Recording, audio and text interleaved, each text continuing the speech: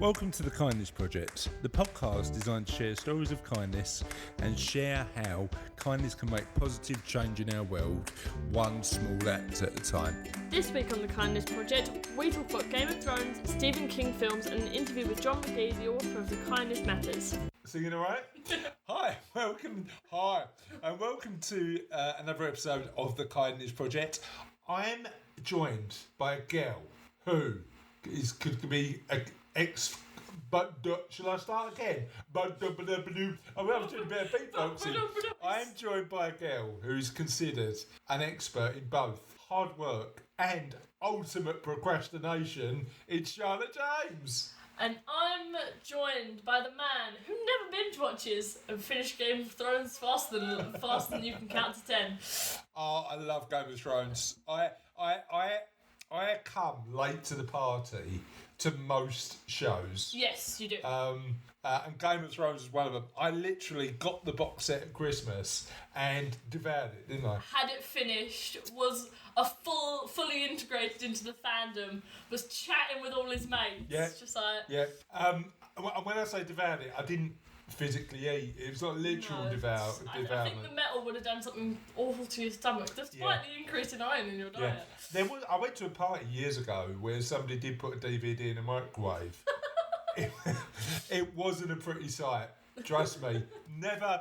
I don't know how many people out there would even attempt to doing that, but don't try this at home. Never put a DVD in a microwave. That's not good. Didn't you go to a party once and they said what happened about what was there back then isn't there now, and they said your hair? That did happen. And as you can see, because this is another video introduction for those listening to the podcast, you can now find us on YouTube as well. As you can see, I have got hair, and what I'm not going to do is just tip my head slowly forward, because there's a lack of hair in certain places on my overall head. But as you can see, I've got a bit of hair action going on. Unlike this Barnet, which is just absolutely all over the show. I actually think I've got the right amount of hair. Yeah, me too. It just needs to be straightened. Oh, right. What, you think you've got the right amount of hair? Yeah. Okay, cool. So, how you doing? Not bad, not bad. Cool. So, I want to ask you a question.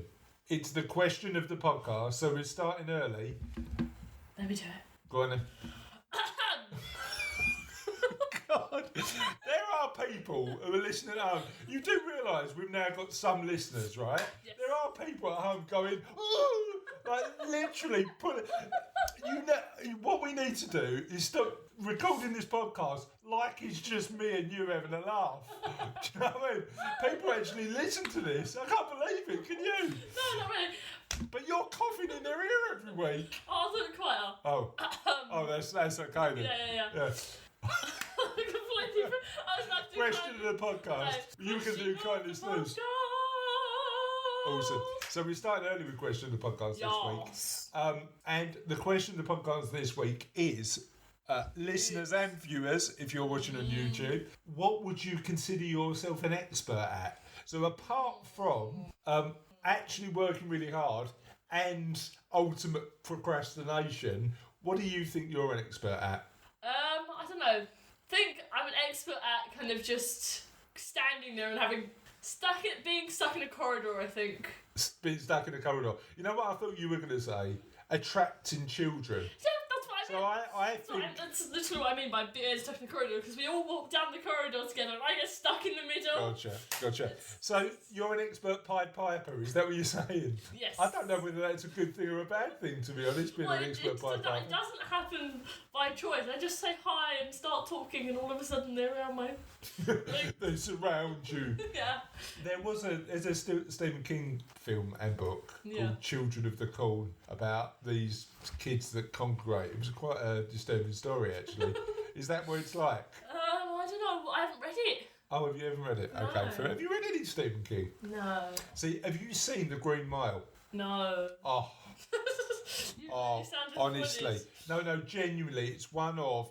And actually, it's quite a dark story in parts, but The Green Mile is a story about kindness. And in particular, kindness when there's adversity. So kindness shown by people who really have every right not to be kind. Yeah. Really interesting story. Really, really good. But we want to hear you, dear viewers and listeners, about your answers to the Couldn't think what the question was.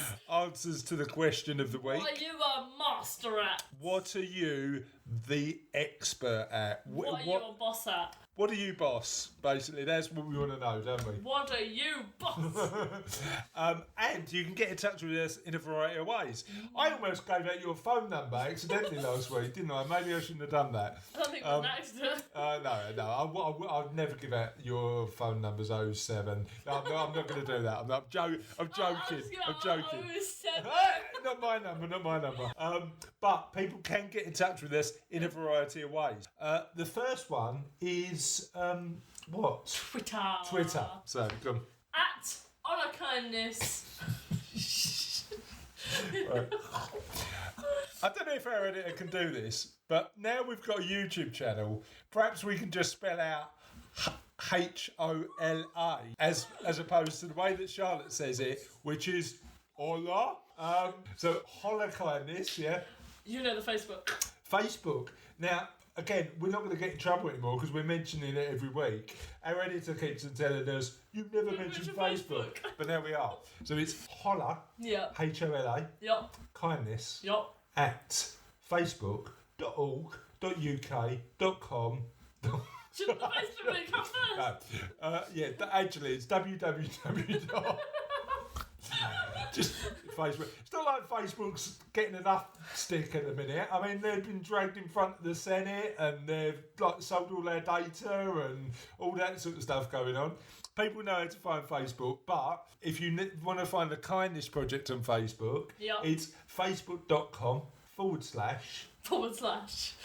Holla Kindness exclamation mark star emoji and a GIF. That's how you find it, apparently. I don't know. Maybe that's wrong. Maybe you just put Holla Kindness into the Facebook search bar and you'll just find it there. So, how else can people get in touch? Because we've also got our own Twitter IDs, haven't we? Yes. Do you reckon now we've got like a video? Russell can sort of put all that sort of stuff up in the description. I reckon he can. So, with all that being said, shall we crack on with the show? Yes.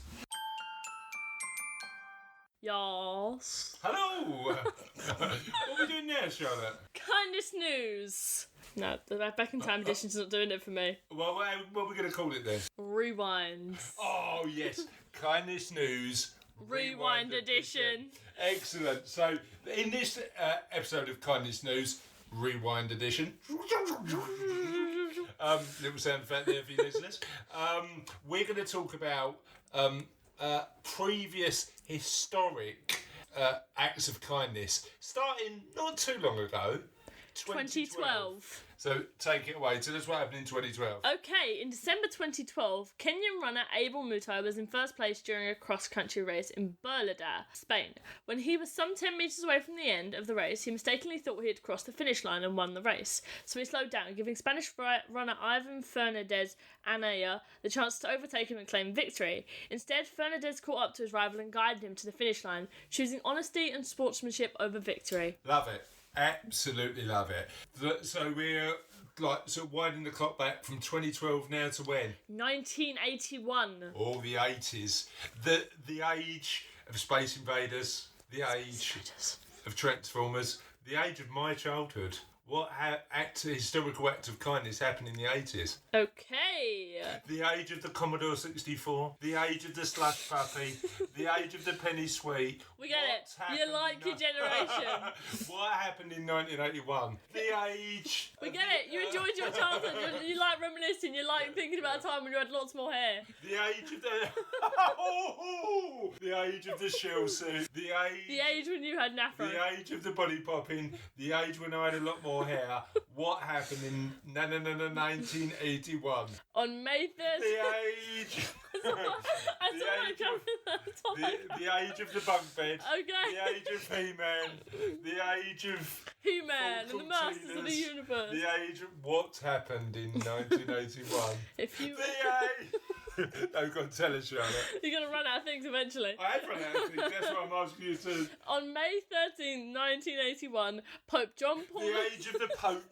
The age. What happened in 1981? Pope John Paul II survived an attempt on his life in St. Peter's Square. The age of the assassin. What? No, we've gone. Vatican City. Just 4 days later, John Paul publicly forgave his would-be assassin, saying that he'd already forgiven the Turkish man, Mehmet Ali Agkar, when he was in the ambulance on the way to the hospital in a serious condition. This historical good deed shows that forgiveness is always possible. You know what? I think forgiveness is good for the forgiver and the forgivee. Because as soon as you forgive somebody, it's a weight off your conscience. It's a weight off your shoulders. You're not feeling the hatred that comes with blame. So actually it allows you to move on and the person. So we've done the 80s. When are we rewind? We're on the 80s, and where are we going to now? 1944. 1944. Okay. The age of... I don't know, because I wasn't around. Just before the war began. Okay, go on, tell us. While these... The age of the confusing name. The talented Polish pianist on whom the movie Piano was based was rounded up and transported Sorry, piano or the pianist? the piano The piano. to Treblinka, a concentration camp in 1942, after the Germans invaded Poland. He survived via a series of lucky incidents and was somehow left behind in Warsaw, where he stayed in hiding throughout the following years of World War II. In 1944, he was discovered by a German officer, Captain Wilhelm Hossenfeld. He expected to be turned in, but in an act of kindness, Hossenfeld did the exact opposite. He helped the man evade capture, bringing him food for sustenance and giving him a safe refuge. A surprising act of kindness at the end of this story reminds us that there is good in everyone. Now, I don't think that is the piano. I think that's the pianist, because I've seen the pianist, and that's the story. A very talented pianist manages to evade capture, but he does get caught at one point in time. And you know what's interesting about that period of time contained, because that was during the war, that wasn't before the war. No. That period of time contained huge amounts of cruelty, huge amounts of violence, huge amounts of humans just doing really despicable stuff to each other, but had glimmers of optimism and glimmers of kindness and glimmers of how people should treat each other. There may have been a shortage of food, but that doesn't mean that there should be a shortage of kindness. Well, certainly I've seen some of the places in Poland where some of the atrocities that happened, and there's no denying that the Second World War wasn't a particularly kind place, but certainly some of the decisions made by individuals were kind. So it's an interesting era to study kindness. But we're in the 40s. Now we're going to rewind back. We're going quite far back, and the next two are a little bit religious, so you're going to have to bear with me. We're going CE. CE, what's that? What year is it? 600 CE. 600. I think we call it AD. Sounds about right. So 600 years after the birth of Christ, yeah? Yes. Okay, tell us. Okay, according to the Muslim tradition, Muhammad once saw a man working on a grinding mill, sobbing to himself all the while. Muhammad asked the man why he was crying, and he replied that he was sick and couldn't work well, but he was worried about the repercussions if his master were to find out. Muhammad stepped forward and ground the grain in his place, saying, "Always call me if you have any grain to grind. I will do it for you." The classic good deed shows how the simple act of relating to other human beings can present opportunities to show compassion and help out. You know what I'm a bit confused about in that one, Charlotte? We've gone from 2012 to 1980 to 1940. We've missed like 1600 years, and we've gone back to the what year was it? 400? 600. 600. So we've missed the Renaissance. We've missed... The Vikings weren't very nice people. No, yeah, I know, but there must be some historical acts of kindness for that 1,000 odd years, surely. Oh yeah, I'll just lob an axe at a guy for you. I'm being totally kind. No, I'm not saying the Vikings specifically. I'm saying there must have been acts of kindness between 600 and 1940. Well, you're going to hate the next one. Oh, we're going further back in time, tell me. Okay. 30 CD AD. Yeah. Might be BC, but whatever. No, it's AD. Among the many stories of Jesus' acts of kindness Jesus news. from the Christian At least tradition is the story from the Gospel of Luke. At least we're having a bit of religious equality. We've got an Islamic story And a Christian story. Which was sort Read of by two atheists. That seems a bit weird, but close your boat. We're open. We're open.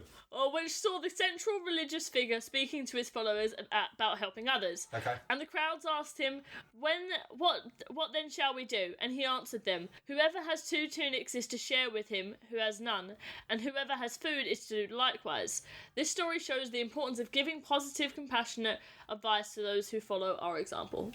I love that. So, 2 religious stories, a few more modern stories. One of them was slightly religious because it was about the Pope. And one Pope story, one war story, and one running story. So we've crossed the entire gamut of kindness news. Maybe we should apart from the fact that we missed out 1,300 years. Where apparently no kindness happened. But, I know that a lot of that time was called the Dark Ages, but come on. Actually, it was the Golden Ages for some continents. It was. So maybe Most of that was because of invention. We should give the Pope his own. We should give the Pope title its own kindness news, because this isn't the first time we've mentioned our Pope on this section of the story. Maybe we'll do a kindness news Pope special. Ooh, we should. But maybe we'll do that in the future. So, is that all there has, apart from the fact that we missed that 1,600 years of history, is that all the kindness news rewind edition for now? Yes. So this week we've got an interview. Ooh. So this week we're interviewing John Magee from Kindness Matters. John's a really, really great guy, really socially responsible. You can tell that all the way through this interview. And in the interview we talk about what he means by the 30-day kindness challenge, whether business could potentially be more conscious about being kind, and what the future holds for his project, because he's got some really lofty ambitions for scaling and helping people become more kind. Nice. Would you like to hear the interview? Yes, please. Hi, John. Thank you so much for getting involved in the podcast. I really appreciate it. How are you today? I'm absolutely fantastic. I'm looking forward to being of service and supporting you and your community and the fantastic work you are doing in helping other people understand the many benefits from practicing daily kindness. Thanks, John. I appreciate that. So for those who don't know you, tell our audience a little bit about you. Yeah, so my name's John Magee. I live in Blackburn, okay, in the northwest of England. Okay.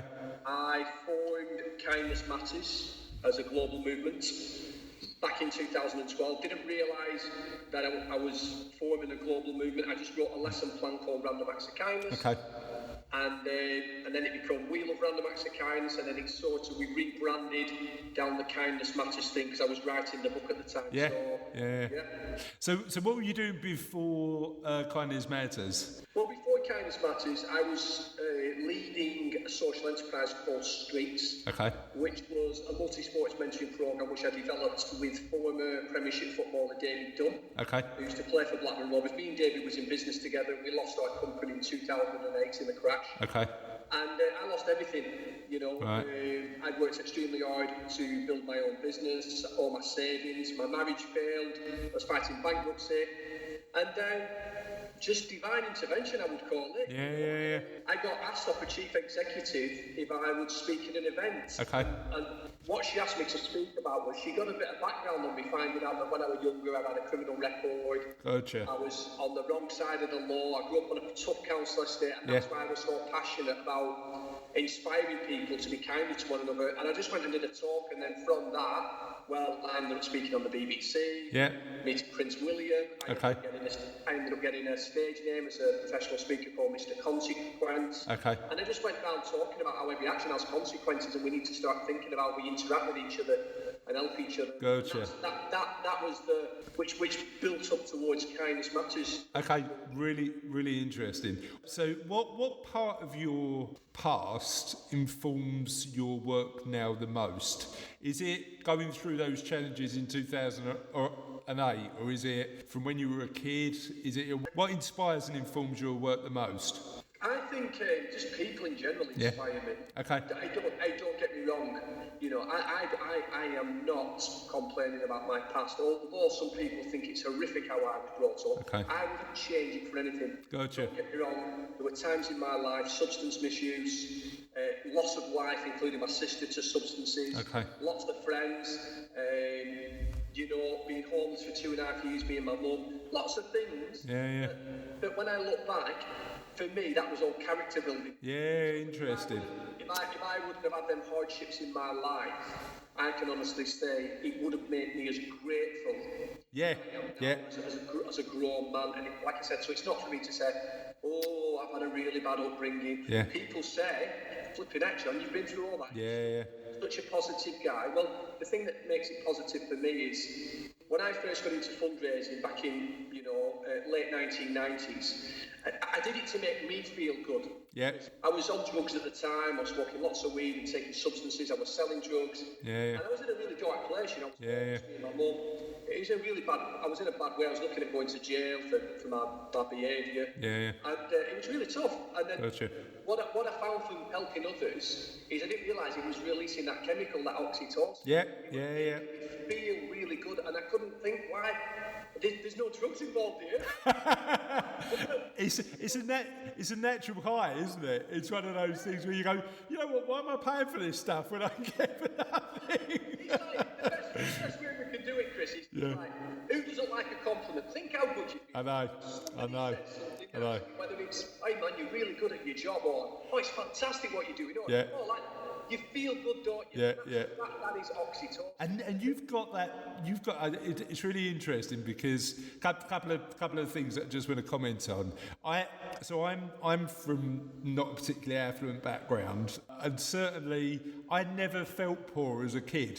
I just felt like I was part of a family that sort of you never know because you never get to see outside that bubble, right? You know, it's just so you just brought up where you brought up. But certainly the fact that I get to think and talk for a living, and my dad spent 40 years taking barrels off of boats, makes me more grateful now than perhaps it would be for somebody who didn't go through that experience. So I like that. And I, you know what's really interesting, and having a look at your website earlier, have you read a book called The 5 Side Effects of Kindness by David Hamilton? No, I haven't, but please send me a link to that, because I'd love to read. You know.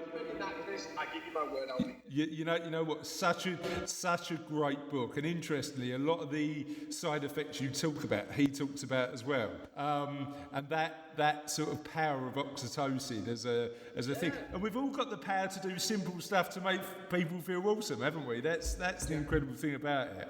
So tell me a little bit about Kindness Matters. Well, so Kindness Matters, like I said, I'd already been offered a book deal to write my autobiography, which was more the gritty side, about my life. But the lady who was helping me put it together was like my ghostwriter, because obviously my grammar and thinking wasn't that at the best. But she said it was very creative. She said, look, she was the head of education at Blackburn Rovers Football Club, and then when I wrote the lesson plan, she said, look, John, you're doing really well with this. What had happened if you started collecting a case studies? So then I started to do lots of research. I was heavily involved in NLP. I wanted to understand human behaviour, what makes people tick. Why some people choose to be horrible. You only have to turn on the news, walk through the community, and I thought, I just had enough of it. I thought, I've got to stop this. I know now it's all learned behaviour, so people can learn negative stuff. Surely they can learn. Unlearn it. I threw myself into it back in 2008. Okay. I'm proud to say now I'm an NLP trainer. I train lots of different sciences, but it tends to go back to NLP. It makes so much sense and people can understand it. So then I did the research around it takes roughly 21 days to create a habit, 21 days to break a habit. So I thought, what about if we could get people to do it for 30 days? So I took it out around the Northwest, and I just seen miracles happening, honestly, Chris. You won't believe it. And it wasn't a fluke. I was just saying this at Blackburn with Borough Council this morning. Blackpool, Preston, Blackburn, Accrington and Burnley. I took it to 5 communities. I got families and kids doing the 30-day challenge. And then to look for areas in the community, with the family, with the friends, and at school. Don't get me wrong, everybody turned into angels, but what I began to notice was how it made them feel. Gotcha. Little things. Yeah. You having a good day? Have a good day today. Or opening up doors. Yeah. Or picking up a piece of litter that they didn't drop. Yeah, yeah. There's so many people. I said it on the BBC a couple of months ago when I was with Cole Fogarty, who's become the first kindness ambassador, celebrity kindness ambassador. Yeah, yeah. Paul was saying the same. He said, look, it's not rocket science, John. We just need to get back to basics. Yeah. How you and I were brought up. Yeah. Things like I said, opening a door. Yeah, yeah. It doesn't have to be a global project like My Kindness Matters, But and that's why I'm saying with the 30-day challenge, it's packed in the book with hundreds and hundreds of kindness tips. Yeah. There's no way I've covered every base for every kindness. But you know what's interesting, John? I think like even just smiling, even just like sort of. I mean, I live on the outskirts of London, and just going on the tube and smiling at somebody every now and again, and getting like a little smile back. Like people are never sure on the tube whether they should or not, but like getting a little smile back is actually, if you make people feel better for that 5 seconds, it's good stuff. So. Chris, I was speaking at Manchester University. I was a guest at Manchester University. I was honoured. I spoke for Action for Happiness in Manchester at the beginning of the year, and off the back of that, a lady booked me. And these students who were in the third year, who were psychology students, it was so incredible to see how they was inspired by my story. Yep. They wasn't into money or anything. Do you know what they were inspired about? Go on. Making a difference in the world. They just wanted to bring a project together to take action to the world to benefit humanity. Yeah. And guess what one of the girls said? Because I signed some books and I signed a copy of one of my t-shirts, my Kindness Matters t-shirts. And guess what she said to me, this young girl? She come up to me and she said just what you just said. She went, do you know one of the best ways I practice kindness, John? And I said, no, go on. And she said, I just smile at people. Yeah, I know. It's infectious. She went, if somebody doesn't smile right, well, I'm not bothered. They're not. It's not the biggest do in the world. Yeah, absolutely. I said, I'm going to give you one of my favourite quotes. I said, because there's some kindness ambassadors I have in Poland who are teachers who are in my private community on Facebook. Okay. I said, and I say this to them all the time, and it's this quote, and she loved it. A smile is a wrinkle should never be removed. Love it. Absolutely love it. Yeah. A smile is a wrinkle that should never be removed. There's nothing stops anybody. Yeah, agreed. Makes you feel good. It's making me get too many wrinkles now. I've got like some laughter lines that weren't there a few years ago, but I can live with that. So you mentioned about the 30-day challenge. What other sort of little incremental things are included in the 30-day challenge? Yeah, well, in the book, in the 30-day challenge, and please, anybody listening to this, I'm not plugging the book. I give a large proportion of the profits. I make very little off the book. I invested nearly £30,000 of my own money, all my savings. My kids' little bits of savings that they got. I hope they don't hear this. I invested into this project. John, they're going, how am I going to afford at university now? John, my dad spent all the money. Well, they're going to get TV news, because the TV is snipping out some of my stuff at the moment. So, Gotcha. Listen, Chris. Well, fingers crossed. Money doesn't motivate. No. People motivate. Yeah. My goal in life is to make Kindness Matters sustainable and scalable. Yeah, gotcha. Things, when I'm long gone, just like some people like to go to local football, some guy invested all his money into a football club. I want to leave Kindness Matters behind for kids and families, so that when I'm long gone, there'll be an official month, which is happening next year. Okay. Kindness Matters 30-day challenge. It'll be every September. Yeah. But you can do it any time of the year. So I believe in it that much because of the case studies I've got, the people I've worked with over the last, 10 years and 5 years, Kindness Matters. So for me, it's about leaving something behind for the people. That's what really drives me every single day. But when I'm having them days, it's a bit tough. We all have them, don't we? Let's be honest. Yeah. I think the other interesting thing is when you get to the underlying core, money's only one component part of our lives, isn't it? I certainly know my why. It's getting up every day and making my kids proud. That's what drives me every day. When they get a bit older, I've got a teenage daughter now, which is a bit interesting, but when they get a bit older, it'll be something else will drive me. But the underlying thing for me is always making sure that I can do something so that I can go home and give my kids a kiss and a cuddle at night and done something that I can be really proud of for them. So I completely get it. So tell me a little story about how somebody taking on the 30-day challenge has changed somebody's life. Well, there's that many case studies in the book. Yeah. There's case studies from the Facebook community, so social media is massive. Yeah. There's case studies from when I've been out in the community, and we've got the stories back. I think the best way to describe it is to tell you what's going on now. Okay. I'm currently creating kindness academies, so I've created 2 already in Blackpool, and 1 starting in my hometown of Blackburn next week. Okay. We've nearly got the model right. What I've done is I've modelled aspects of the movie Pay It Forward. Okay. Where I'm calling on kids to use the book to go into other parts of the community where they might never tend to go. So you know where we have these sort of like Silos. Yeah. yeah, they won't integrate or they stereotype limiting beliefs. So that's going to be one of the main outcomes. But you know, I can gladly add you to the group, and you know, on the website people can join the closed community. And as I speak to you now, Chris, there will be people in there now who are currently doing the 30-day challenge. Yeah. Hey, I'm on day 4, and I was on the tube, and this guy was short of change, so I give him £1. Yeah. He didn't know what I'm doing. They love me they're like ninjas.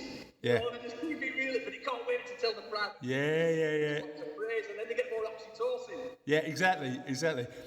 You know what's really interesting? I think kindness is really selfish in one respect, because you do benefit as much as the other person, right? Because of that oxytocin. Do you think, you know, I like the idea of the 30-day challenge, but for people who might turn around and go, I'm already pretty kind, do you think intentional kindness is an important thing to do? Do you think having a plan around kindness is important, and why? Do you know, I'll give you my why on that. If I had £1, but every time someone said to me, John, I'm alright, I read it on your website, John.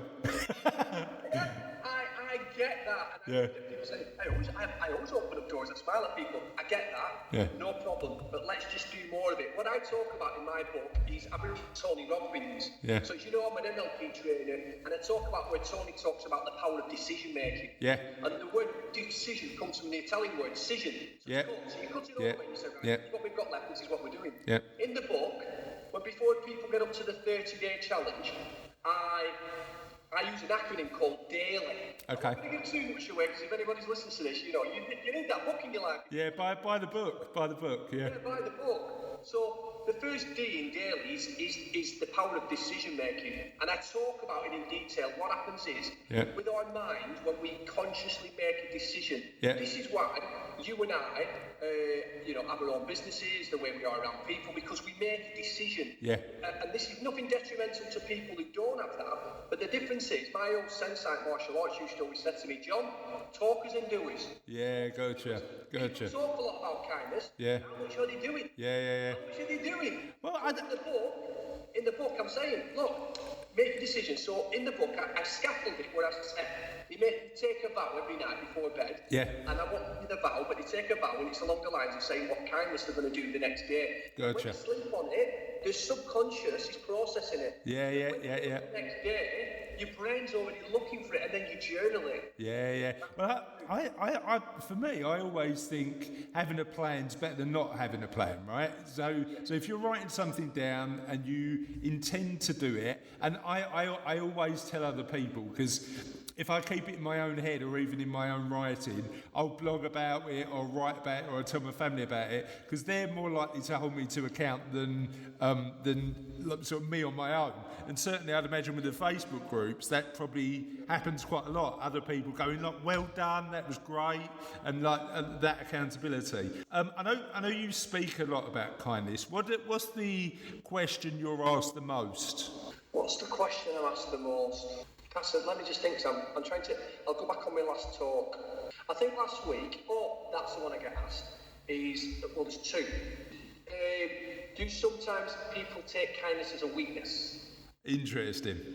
So I always get that one, and I got it again last week at Manchester University. There was that one. Did they take kindness as a weakness? And what was the other one that the girl asked? Well, we'll start with, do I take kindness as a weakness? And I said, this is what I just said to the girl, in my opinion. I said, some people may take kindness as I said, but for me, in my map of the world, how I see the world, I take it as a strength. Because for anybody who can keep their inner peace when people are being what might be perceived as nasty or Yeah. horrible Yeah. or making them feel uncomfortable, anybody that can keep their inner peace, it's like that old saying, isn't it? Keeping your head, when you're faced with adversity. Yeah. I take that as a strength. Yeah, gotcha. Weakness. And at the end of the day, we want to be the kindness we want to see in the world. We can't change anybody else's behaviour, we can only change our own. Yeah. So if you do an act of kindness, I mean, as a guy, I've had this off guys in the group saying, this lady thought I was chatting her up, but I wasn't, John. Gotcha. And I say, listen, man, just keep being authentic. Yeah. If that lady perceived that, who knows what her past experiences might exactly. be around some men. Yeah. But if she feels the need to say something, just be open and honest and say, listen, man, I was just doing a random act of kindness. Yeah. And I'll tell you now, not many people will come back to you and say anything negative. If you just only can say, look, I'm part of a kindness community, I was just doing a random act of kindness. Yeah. So I don't see it as that's a question, do people take kindness as a weakness? And I say no, I take it as a strength. So what did you think of John then? Ooh. That wasn't an answer, really. I mean, I was like, You asked me a question, the first thing I could think of was ooh. yeah. What do you think of the interview? Ooh. Just don't give me a ghost impression. What did you think of the interview? It's a good interview. Cool. I'm glad you enjoyed it. So that's the end of another show. Aww. But we've always got last week's question of the podcast This week, last week, this week. answered this week. And it's a bit of a last week's question of the podcast answered this week video edition. Now, I don't know whether video is particularly good on a podcast, but what we're going to do is we're going to do like the audio description, because last week's question of the week was, what's your favourite viral video? Yes. And what we're going to do, people sent us a bunch of different viral videos, and we're going to watch them and just describe them to you. So, first one is from Karina Murray, friend of the show. Ooh, friend I of the love show. those. Friend of the show. She said there's too many to choose from, but this is the most recent. Okay. If you know what it is. So it says a hard take on me at ghetto.spider, and let's describe it. So there's a Spider-Man with silly glasses on and a leather jacket, doing a little dance, and suddenly he's doing what's that dance? He's doing the floss. He's doing a bit of floss dancing, which is quite funny. Oh, he's going faster. He's flossing It's faster. Take On Me, it's good. So he's dancing to Take On Me. The flossing is going fast, and then he's doing the splits. He's doing the splits. Oh no, he's hopping. He's hopping. He's hopping. He's taking his glasses Oh, off. he's twerking. So anyway, that is a good one. That is a good one. A twerking, hopping, split doing, flossing Spider-Man. Next And sunglasses. is from friend of the show, Kath Keat, Yep. who's just said, cow in a car. So let's have a look at this one. So this YouTube video is... 39 seconds? I've got a feeling this is going to be exactly what it says on the tin. It is. It's just a cow in the back of a car. But the car is tiny. It's just like this tiny little, like, sort of Eastern European Trabant style car. And there's a massive cow in the back of it. So that is a good viral video. So thank you, Kath Keat, for sharing that with us. Oh, I like this next one. Oh, now then the next one is from my friend of the show, but also family of the show, because it's your mum and my wife, Cassie Dames. So let's press play on this. It's from The Greatest Showman. I'm going to put the audio up a bit so we can hear what's going on. And this is the story behind the making of the movie. Song called This Is Me. And we knew that it was going to be the anthem of the film, but no one had heard it before. And no one had heard Keala sing it live. Right, I'm going to watch that one later, actually. But you like it. Can you describe it? Okay, so it's basically it's the rehearsal of this anthem song from The Greatest Showman, This Is Me. Okay. And honestly, it is such a good song, and seeing the singer for it, like, belch it. Belch it? Belt it, you mean? Yes, that's what I mean. Belch it. Did she burp? This is me. Is that what Is happened? that lyrically possible? I don't. I'd like to see somebody try it. Maybe if you listen, listeners, if you Maybe that's the next viral video. can belch all through This Is Me from The Greatest Showman, we'd like to hear from you, and maybe we'd upload it and kind of email it through. But she belts it, and what happens then? She just sings it. So it's really emotional. It's just like really nice and emotional, and just such a good song. Cool. So what we're going to do is and then John, friend of the show, John Cook, said, you won't be able to use this on the podcast, but it is my favourite viral video. So maybe we won't include that one on the show notes, Charlotte, but we'll watch it ourselves. We'll watch it ourselves and see what it's like. But certainly we'll put all the others that are non-rude on the podcast. Cow in a car. Especially Cow in a car. Just, you know what? I know that Greatest Showman one's really emotional, but I have found the Cow in the car very moving. Are we having that?